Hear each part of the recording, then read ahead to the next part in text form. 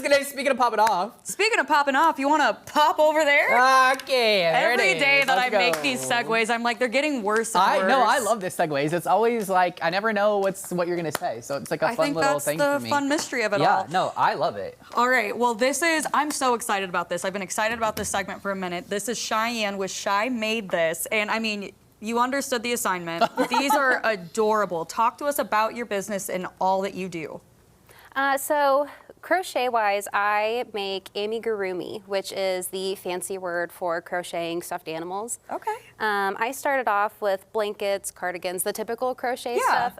Quickly realized that I wasn't finishing things as fast as I wanted to. And these guys work up, it still takes a long time, but significantly quicker. Yeah. I love though that like you had this, I guess, problem as some people would view it, and you're like, instead of just like quitting altogether, I'm just gonna come up with a better solution of how to use my time a little better. I love that. So what's like maybe your favorite part about making these?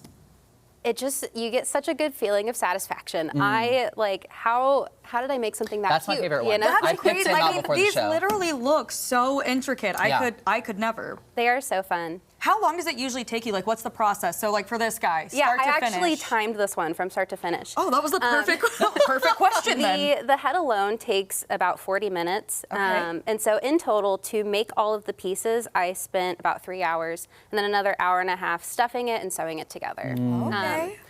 That was from start to finish of each stitch. So in actuality, it was closer to like 8 hours. But actual working time. Yes. I'm curious too, when you're making these, like, do you view it more as like therapeutic, like it's like a soothing thing for you, or is it more like you're a perfectionist and you're like really worried about the outcome? It's both. Okay, that's interesting. She's like, actually both. Yeah. I get the feeling of satisfaction from being perfect. Okay, fair enough. I understand Good enough that. answer, yeah. How long have you been crocheting? Before you actually made this your business, did you do this when you were younger, or how'd you even get into it? So I technically learned how to crochet whenever I was 7, and then promptly forgot all that I knew. Of course. I love it, yeah. Yep, like most of us. Right, yeah. So quite a few years ago, probably like 6, 7 years, I decided I wanted to learn how to knit.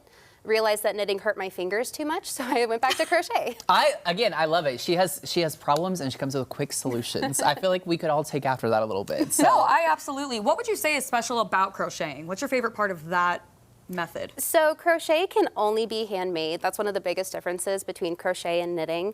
To crochet the most basic stitches, you have to go in through 4 different angles, and you use over 20 muscles from your shoulders down to your fingertips. What? So it's way too complex for machinery. So everything that you've ever seen that's crochet has been handmade by someone. So AI is not going to take this over. Right. Yeah, so I guess you're in luck. Yeah, Yeah. that's incredible. Now, what's kind of maybe the feeling you get when someone is able to kind of get one of these from you and they're like super excited about it? Because I've got to imagine that's a pretty good feeling as a business owner. Oh, it's the best. It is the absolute best. You know, at markets, we have little kids that come running up. They see something, they yell it, you know, and that is just, it feels great. I saw you guys at Nixa Sucker Days, and I pretty much acted like a kid. I was just like, all right, well, look at these, because you had so many.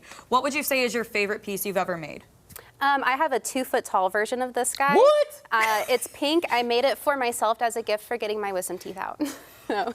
You know what? The gift that keeps on giving. Right? Yeah. That's awesome. Okay, you're actually, if people want to come find you, you're going to be at an event this weekend. Where can they come see you? We are going to be at the Ozark Duck Race tomorrow and Saturday. And then I'm also at a store here in Springfield called Mystical Thoughts. So if you ever can't make it out to a market, I always have a little bit of a selection in there. Very cool. But then I assume obviously people could find you online as well. Oh, yeah. Yeah, I have all the different social medias. I have Etsy, all the stuff. You make it easy for them to find you. Oh, well, yeah. Thank you so much for being here. This is Seriously, incredible this is stuff. one of my favorite segments I think ever, because these are so cute. I just want to like put it in my pocket. Well, you should. No, I guess, want to. I don't know if you have a pocket in your dress. I don't but have you should. pockets on this dress, but that's well, okay. that's Cheyenne. Thank you so much for being here. This is incredible stuff. All right, we're going to take a little break. Then it's time to visit with one of our furry friends. That's right. Shelter Spotlight is next, so don't go away.